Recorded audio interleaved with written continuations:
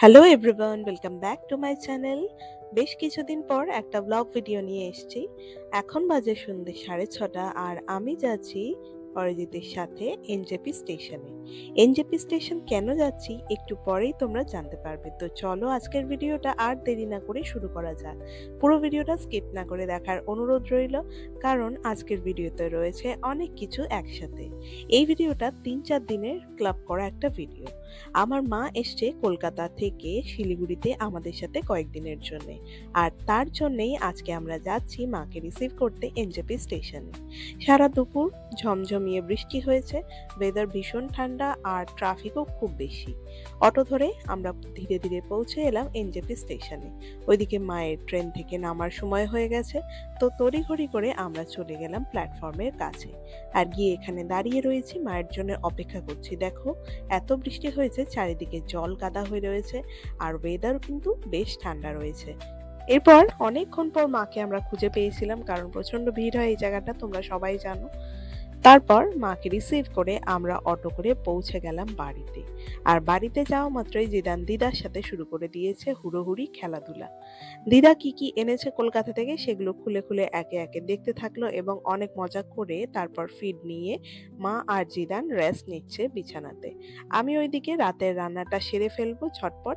তারপর এই ভিডিওটা যেটা রয়েছে সেটা হচ্ছে নেক্সট দিন সকালের, কারণ তারপর আমি কোনো ভিডিওই নিতে পারিনি, খাওয়া দাওয়া করে ঘুমিয়ে পড়েছিলাম। পরের দিন খাওয়া দাওয়া সেরে আমরা চলেছিলাম এখন সিটি সেন্টার মলের দিকে।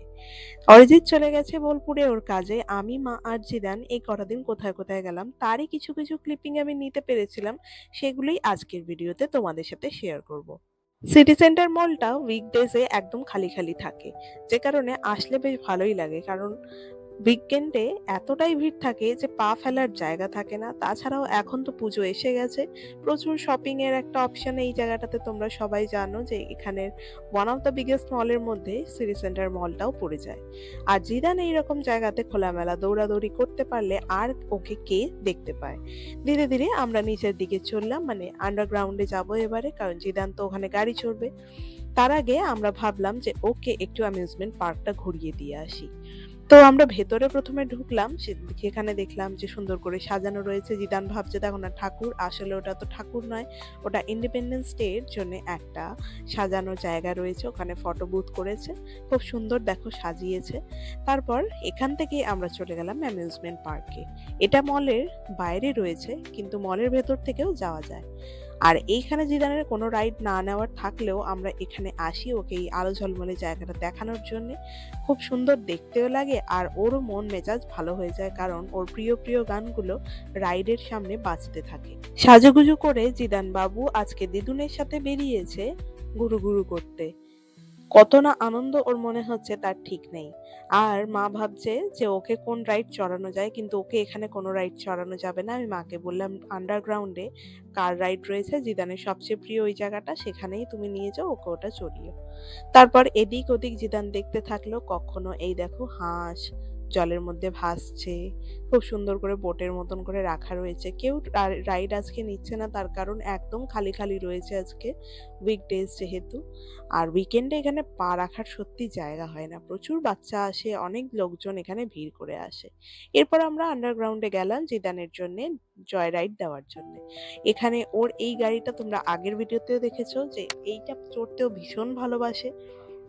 গাড়ির কাছে আসা মাত্রই জিদান বাবু ভীষণ এক্সাইটেড গাড়িটা চড়বে বলে, কিন্তু প্রথমে ও আজকে উঠতে চাইছিল না। অনেকদিন পর যেহেতু এখানে এসছি, ও গাড়িটাকে শুধু টাচ করে দেখতে চাইছিল।